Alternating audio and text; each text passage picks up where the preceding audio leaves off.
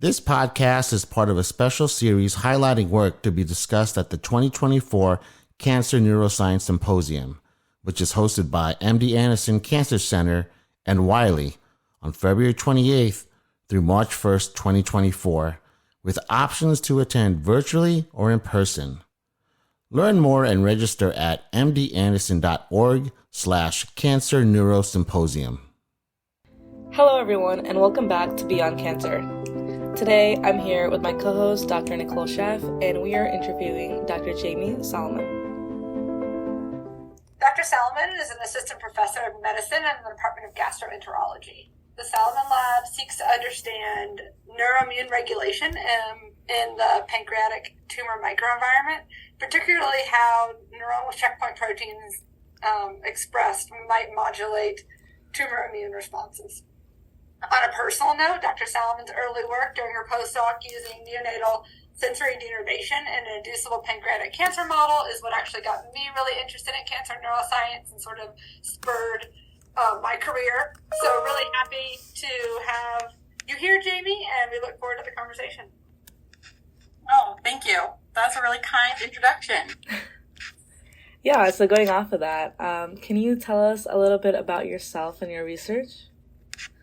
Sure. So, as Dr. Sheff mentioned, I'm interested in peripheral nerves, and I got started because I was interested in cancer pain, and peripheral nerves, sensory nerves in particular, are really important for sensing painful stimuli and transmitting that information to your brain so that you know that you're in pain. But as Dr. Sheff also mentioned, early in my work, we discovered that if you block those sensory nerves, you actually don't just block the pain, but you block the tumor growth itself. And so I became really interested from that on how do the sensory nerves talk to other components in the tumor microenvironment and either promote or inhibit tumor growth, or how all the different parts within the tumor microenvironment contribute to the body's ability to mount an immune response to combat the tumor growth. So I don't know how much detail you want me to go into.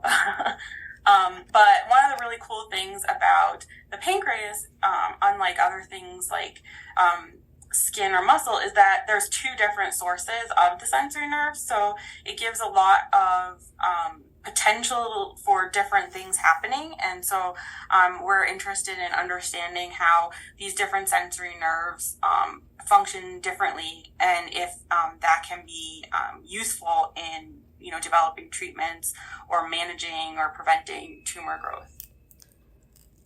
Thank you for explaining that. And given that your lab particularly investigates paraneural invasion, can you explain how the penetration of peripheral neurons can be attributed to tumor growth? And if you have any initial findings about the capsaicin denervation in the pancreatic genetic model, can you kind of explain what that is and how that works?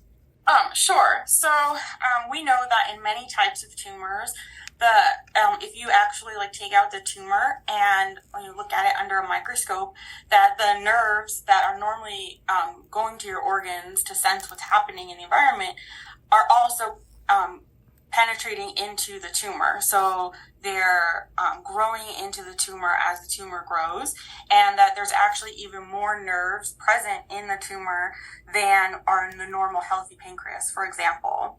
And so one of the potential explanations for this is when you look at what the tumor cells are releasing, they're releasing these factors called growth factors, and growth factors, like the name implies, cause the nerves to grow, and so that's why they are growing and penetrating even more into the tumor. And so, as I mentioned before, when we were interested in pain, and then one way to get rid of or the sensory neurons is to use chemicals to induce toxicity so that they die. And one such chemical is capsaicin, which acts specifically on the sensory neurons. So we were able to, in our mouse model, give this capsaicin, and it was able to kill the sensory nerves and leave everything else intact. So this pancreas cancer mouse model has 2 gene mutations that are the most common mutations in patients.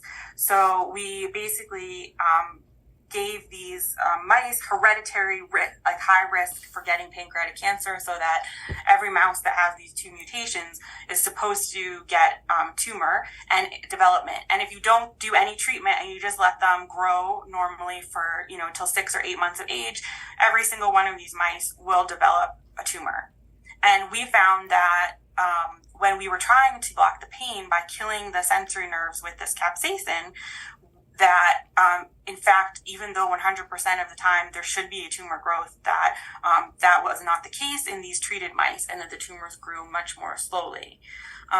So we think that, as I was saying before, the growth factors being released by the tumor cells normally make the nerves grow into the tumor, and then the nerves could be interacting directly with the tumor cells or with other cells. In our lab, we're researching how they interact with the immune cells to promote that tumor growth. So if we kill the nerves, that means they're no longer there to talk to or interact with the other cells in the tumor microenvironment.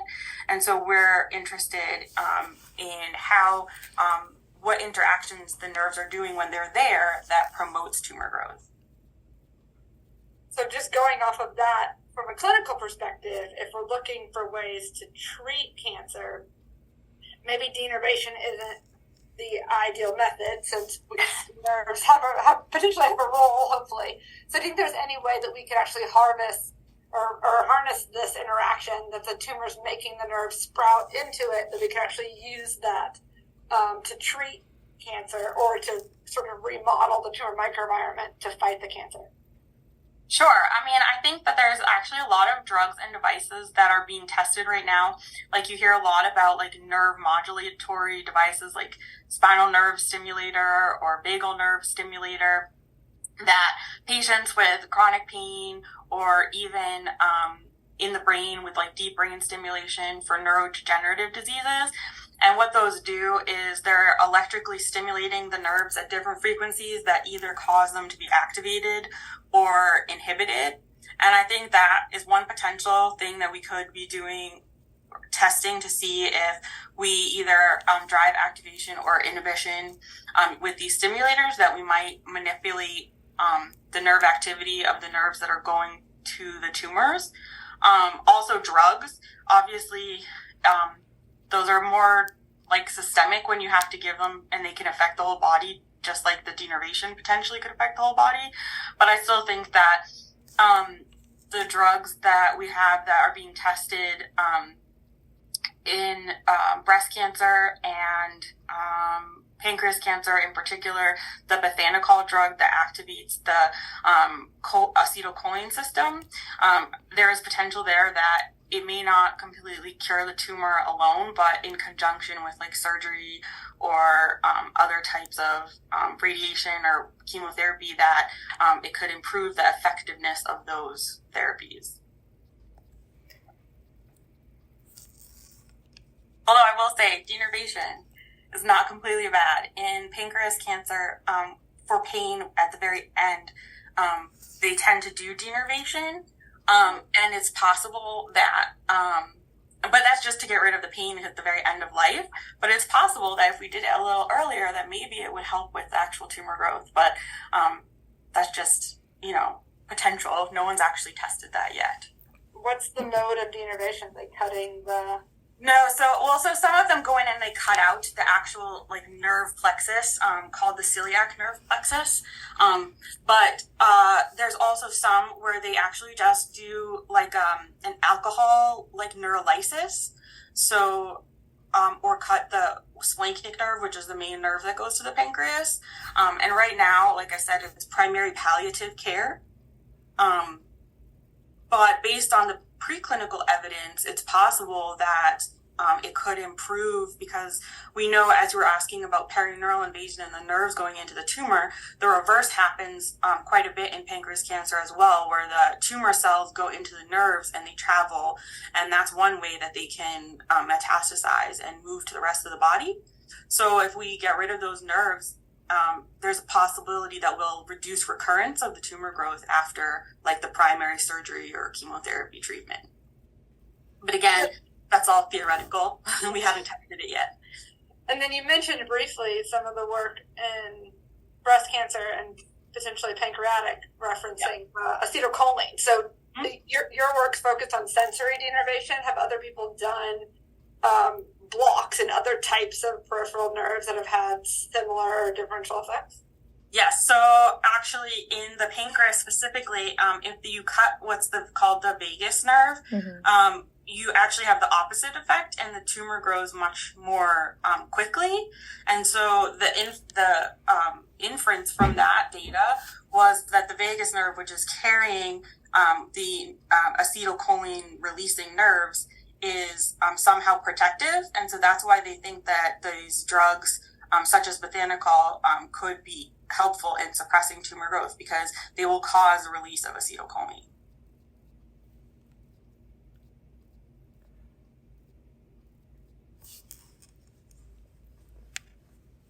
Wait, Nicole, do you think she already answered number 6? No. No? Okay. Maybe, do you think you already answered number 6?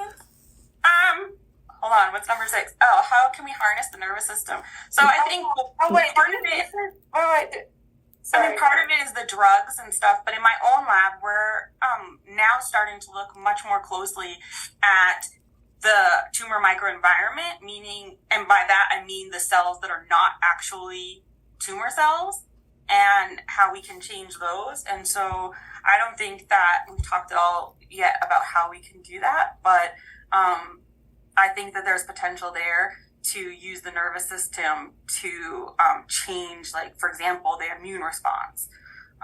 Yeah, that was my question. Do we have different sheets? I have different sheets. I don't know. I think I'm using the one in your email. Can you resend it to me? No, we only have like 2 questions left. I know the first one I sent before had a different question about perineural invasion. I just lost track of it. But that's fine. I think the question for number 6 I have is, what do you think the biggest roadblocks to develop nerve presence in the tumor microenvironment? Oh, I love that question, by the way. Okay. That's a great question. So I think that... Wait, let me re-ask it so it flows right. Okay. So what do you think are the biggest roadblocks to define the nerve presence in the tumor microenvironment for better patient outcomes? Do you think the pathological definition of perineural invasion is enough? Okay, so let me answer the second question first. Okay. I do not think the pathological definition of perineural invasion is enough because I don't know that there is a clear definition that everyone agrees on. I think that in some cancers, the definition may be a little different. And I feel like we need to come to more of a consensus. And right now, there's just a lot of correlation studies saying that the presence of perineural invasion or the amount of perineural invasion may predict prognosis, but we don't have anything to do about it yet. So just knowing that information is helpful, that you know, or you may have an idea about the path of the patient, but it doesn't currently give you any information about how to change the way you're treating that patient.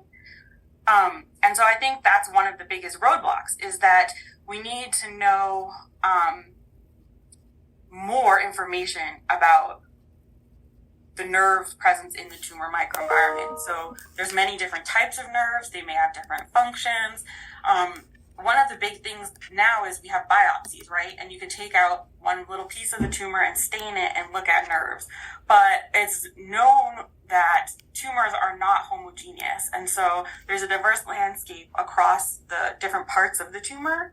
And so if we could have a way, or develop a way, to image the nerves inside the whole tumor, inside the person over time, I don't know how feasible that is. We need some amazing radiologist or something to develop a PET scanner dye or something that can do that, I think that we would have a lot more information over the time course of disease and maybe how it's changing across the tumor.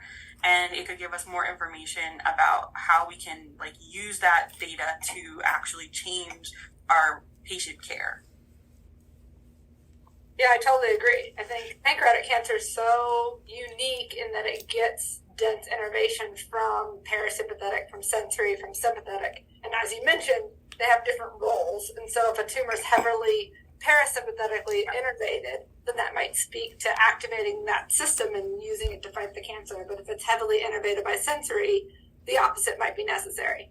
And even with sensory, we don't even know if there's a difference in the function of the sensory depending on its origins, like whether it's coming from that vagus nerve or whether it's coming from like the spinal system. And so those in normal pancreas function, we believe that those two types of sensory nerves serve different purposes. So the assumption is they probably continue to do different things when you have pathology like a tumor. Yeah, that's fascinating. Yeah, so that I agree that could be huge if we have to figure out a way to image from that level. So going off of that, can you give us a brief overview of what you're going to be speaking at this upcoming Cancer Neuroscience Symposium in February of 2024? Sure. So like I was mentioning, one of the things I'm fascinated in is how the nerves are shaping the tumor microenvironment, not just directly affecting the tumor cell. And so there are some proteins that are expressed by both nerves and immune cells in the tumor microenvironment.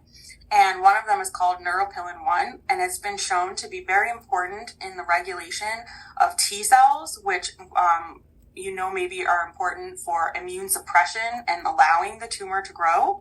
And at the same time, neuropilin-1 has been shown to, when it's expressed on the nerve, to regulate the excitability of the nerve and the nerve activity.